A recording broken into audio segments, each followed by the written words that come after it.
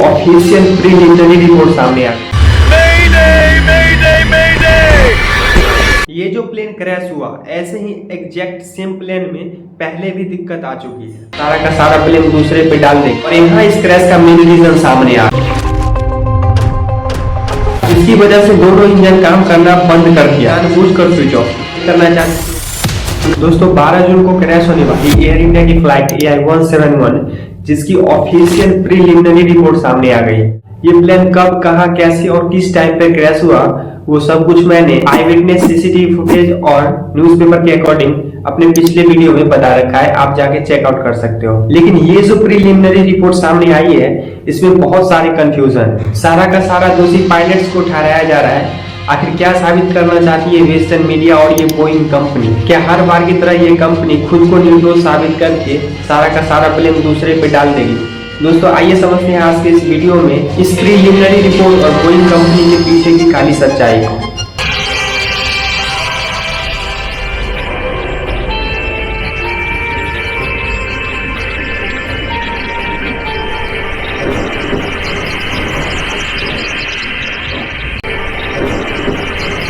दोस्तों इस रिपोर्ट को निकाला गया है aircraft accident investigation bureau AAIB के द्वारा। इस रिपोर्ट के अकॉर्डिंग टेक ऑफ से पहले किसी भी प्रकार की कोई वार्निंग नहीं थी। Runway change, thrust modification, flap adjustment, weather visibility, pilot और क्रू का pre flight breath analyser test हुआ, सब कुछ सही था।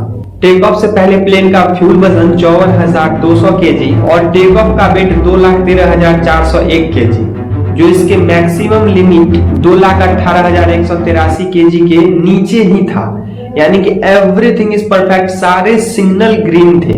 फिर प्लेन 1:38:39 पे टेक ऑफ करता है और इसके टेक ऑफ करते ही सब कुछ गड़बड़ा जाता है। टेक ऑफ करते ही रैट डिप्लॉय हो जाता है। दोस्तों रैट डिप्लॉय होना, ये वाली बात मैंने अपने पिछले वीडियो में भी करी थी और ये इस रिपोर्ट में सच हो गया। रैट डिप्लॉय होते ही इलेक्ट्रिक और हाइड्रोलिक पावर सप्लाई करना शुरू करता है, लेकिन प्लेन का ऑल्टीट्यूड बहुत कम था जिसकी वजह से ये रैट भी इफेक्टिवली काम नहीं कर पाता और ये प्लेन 1:38:42 अपने हाईएस्ट रिकॉर्डेड स्पीड 180 नॉट्स पे पहुंचती है और यहाँ इस क्रैश का मेन रीजन सामने आ रहा है। दोनों इंजन में फ्यूल सप्लाई ही नहीं हो रहा था, दोनों इंजन के फ्यूल सप्लाई वाले स्विच को ऑफ कर दिया गया था, यानी कि इसको रन मोड से कट ऑफ मोड में डाल दिया गया था, जिसकी वजह से दोनों इंजन काम करना बंद कर दिया था। फिर एक पायलट दूसरे पायलट से पूछता है why did you cut off, तुमने कट ऑफ क्यों किया? फिर दूसरा पायलट कहता है I did not do so, मैंने ऐसा कुछ नहीं किया। फिर पायलट्स ऑलमोस्ट 10 सेकेंड बाद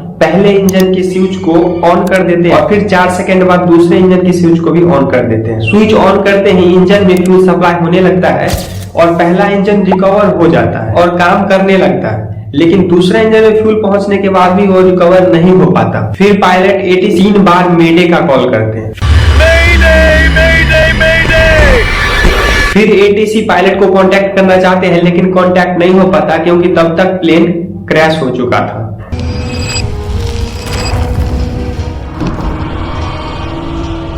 पायलट के मेडे कॉल के सिर्फ 6 सेकेंड बाद फ्लाइट डेटा रिकॉर्डर काम करना बंद कर देता है। तो इन्वेस्टिगेटर ने इस क्रैश का एग्जैक्ट टाइमिंग 1:39:11 बताया। लेकिन बात यहाँ पे ये आती है कि ये स्विच कट ऑफ हुआ कैसे? क्या कोई मैकेनिकल या मेंटेनेंस फेलियर या कोई सॉफ्टवेयर फेलियर? लेकिन नहीं, यहाँ पे वेस्टर्न मीडिया और बोइंग कंपनी सारा का सारा दोष पायलट पे डाल रही है कि उन्होंने जानबूझकर स्विच ऑफ किया। अब यहाँ why did he cut off? So now, if it had been just a mistake or that somehow the fuel switches had vibrated into the position, you wouldn't turn to the other person and say, why did you do that? Right? You would say, what just happened? Or why did that happen? But you wouldn't say, why did you do that? Right? Why did he cut it off? यहाँ पे कुछ लोगों की theory बन रही है कि pilot suicide करना चाहते थे, उनका मेंटल हेल्थ सही नहीं था, दिस दैट, ऐसी बहुत सारी थ्योरी बन रही है। So you downloaded the information from the flight data recorder and the cockpit voice recorder. It was clear that one of the two pilots, one of the two human beings in that cockpit, placed those fuel control switches from run to cut off. लेकिन pilots ऐसा क्यों करेंगे?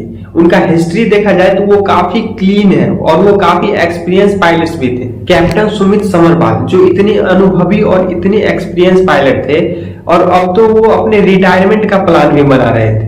तो कोई pilot अपने retirement के time पे ऐसा क्यों करेगा? और को पायलट क्लाइव कुंदर वो यंग और काफी एक्सपीरियंस पायलट थे, उनके पास भी हजारों घंटों की एक्सपीरियंस थी, तो वो भी ऐसा क्यों ही करें। अगर हम मान ले कुछ सेकंड के लिए कि पायलट ने जानबूझकर ऐसा किया, तो फिर वो एटीसी को मेडे क्यों कॉल करते। जब उन्होंने स्विच को ऑफ ही कर दिया तो फिर वो ऑन क्यों करते, प्लेन को उड़ाने की कोशिश ही क्यों करते, छोड़ देते, ऐसे ही जाने देते। लेकिन नहीं, उन्होंने फिर स्विच को ऑन किया, एटीसी को कॉल भी किया और प्लेन उड़ाने की कोशिश भी की, लेकिन उनके हाथ में कुछ नहीं था, वो नहीं बचा पाए। तो आप सारा ब्लेम पायलट पे कैसे डाल सकते हो। दोस्तों यहाँ पे आपके मन में एक और सवाल उठेगा, क्या गलती से हाथ लग गया होगा तो स्विच बंद हो गया होगा।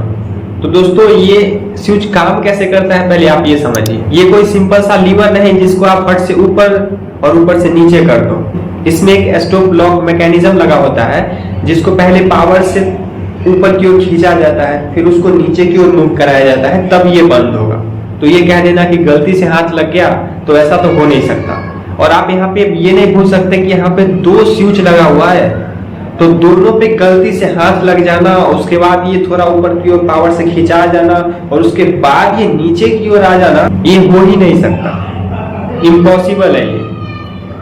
और उसके बाद ये दोनों पायलट के बीच का कॉन्वर्सेशन कि why did you cut off, तो आई डिड नॉट, मतलब ये एक लाइन के कॉन्वर्सेशन के अलावा और भी कोई बातचीत इस रिपोर्ट में बताई ही नहीं गई है कि आगे क्या बात हुई क्या नहीं, कुछ भी नहीं बताया गया। दोस्तों यहाँ पे सीधा सवाल पूछा जाना चाहिए एयर इंडिया से कि जब आपके पास कॉकपिट वॉइस रिकॉर्डर की सारी रिकॉर्डिंग है तो आप पब्लिकली सामने क्यों नहीं रख रहे हो, बस सारा का सारा ब्लेम पायलट पे डाल दो। क्यों? क्योंकि अब वो अपने सफाई में कुछ कहने के लिए जिंदा नहीं है, इसीलिए ना।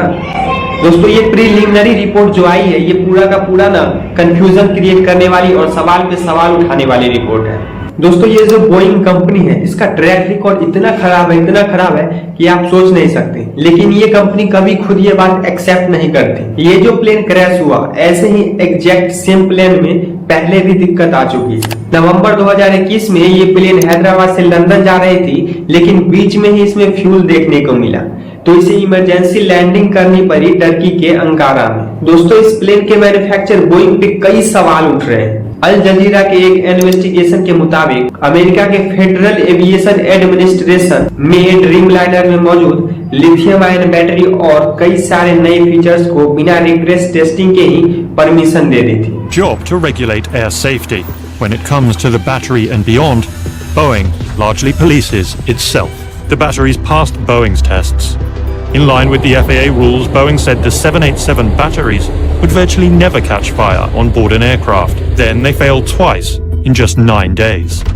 दोस्तों बोइंग के कई सारे वर्कर्स और एम्प्लॉय ने यह दावा किया है कि फैक्ट्री में बहुत ही लापरवाही के साथ ये प्लेन बनाए जाते हैं। अप्रैल 2024 में बोइंग में एक इंजीनियर रहे सैम सलेहपुर ने FAA से शिकायत की थी कि ड्रीमलाइनर के पार्ट्स को गलत तरीके से जोड़ा गया है, जिसके कारण इसके हवा में कभी भी टूटने का खतरा है। उन्होंने यह भी कहा था कि इनके पार्ट्स को कई अलग अलग जगहों से बनवाया जा रहा है पैसे बचाने के लिए, जो ढंग से एक दूसरे के साथ फिट भी नहीं होते हैं। 2019 में न्यूयॉर्क टाइम के इन्वेस्टिगेशन के मुताबिक बोइंग में इनके खुद के एम्प्लॉयज ने चार्ल्सटन फैक्ट्री में बनने वाले ड्रीमलाइनर प्लेन के सेफ्टी पे सवाल उठाए थे। इन्होंने ये दावा किया था कि प्लेन में खराब पार्ट्स लगाए गए हैं और मेटल के टुकड़े जैसा मलबा प्लेन के अंदर ही छोड़ दिया जाता है और इन पर इन वायर लेंस के बारे में किसी को बताने पे प्रेशर डाला जाता था। बोइंग में काम कर रहे एक टेक्नीशियन जोसेफ क्लेटन को कॉकपिट के नीचे कई बार तारों के पास मेटल के टुकड़े मिले, जिसके कारण उन्होंने अपनी पत्नी से कहा कि वो खुद कभी ड्रीमलाइनर में सफर नहीं करेंगे। बोइंग में 30 साल से ज्यादा काम करने वाले क्वालिटी मैनेजर जॉन बर्नेट ने तब कहा था कि इस फैक्ट्री से अभी तक ऐसा एक भी प्लेन नहीं बना है जिसको लेकर ये कहा जा सके कि ये प्लेन सेफ है और उड़ान भरने लायक है। अल जजीरा ने एक वर्कर को एक सीक्रेट कैमरा देकर फैक्ट्री के अंदर फुटेज रिकॉर्ड करने को कहा, तो ये वर्कर ने अपने 15 साथियों से पूछा कि क्या वो खुद इस प्लेन में सफर करना चाहेंगे, जिसमें से 10 ने साफ मना कर दिया कि उनको इस प्लेन की क्वालिटी पे भरोसा नहीं है। You won't fly on one. Would you fly on one of these planes? I would fly one of these planes. You wouldn't? Why wouldn't you? Huh? Why wouldn't you? Because I see quality here going everywhere. अब बताइए दोस्तों कि जब इस company में काम करने वाले खुद के वर्कर, एम्प्लॉयज, मैनेजर जब इस प्लेन में सफर नहीं करना चाहते, लेकिन ये प्लेन उन्होंने खुद बनाया है और वही खुद सफर नहीं करना चाहते क्योंकि इनको पता है कि ये प्लेन कब कहाँ कैसे क्रैश हो जाएगा, इसकी कोई गारंटी नहीं, फिर ये कंपनी कैसे दूसरे पे ब्लेम डाल सकती है। दोस्तों ये जो प्रीलिमिनरी रिपोर्ट आया है इसका फाइनल रिपोर्ट 1 साल बाद आने वाला है और तब हम उम्मीद करते हैं कि सारी सच्चाई पब्लिकली सामने रखी जाए, चाहे सच कितना ही कड़वा क्यों ना हो, लेकिन सबको बताया जाए। दोस्तों यहाँ पे मैं बताना चाहूंगा कि आप मेरे अदर सोशल मीडिया प्लेटफॉर्म को जरूर जाके ज्वाइन कीजिए, लिंक नीचे डिस्क्रिप्शन में दिया हुआ है। और अगर आपने मेरा AI वाला वीडियो नहीं देखा तो वो भी जाके जरूर देखिए और ये वीडियो कैसा लगा जरूर कमेंट में बताइएगा। बहुत बहुत धन्यवाद।